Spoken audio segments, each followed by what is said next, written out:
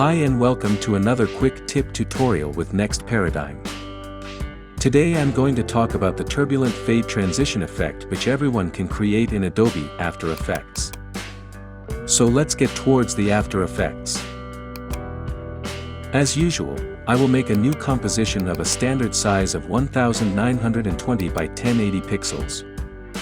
Select 25 frames per second. Also, adjust the time and color and hit OK.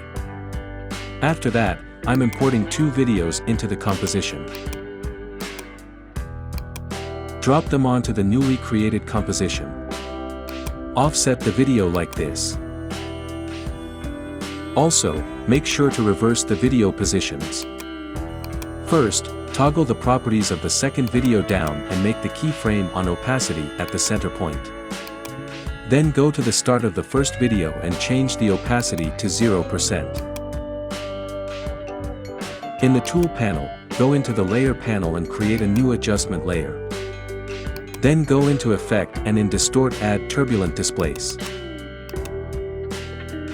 Adjust the amount to 200. And also change the size to 40. Also, change the pin all to pin horizontal.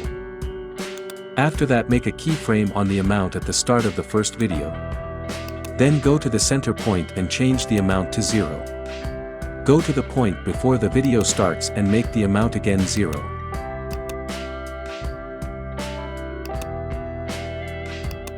Also, make a keyframe on evolution at that point. Then go to the third keyframe and change the evolution amount to 1. Our effect is created now. Turbulent Displace effect is added to the traditional fade-in method, making it look like the first picture morphs into the second. Don't forget to like the video. Thanks for watching. Subscribe to our channel and also watch other lessons related to After Effects.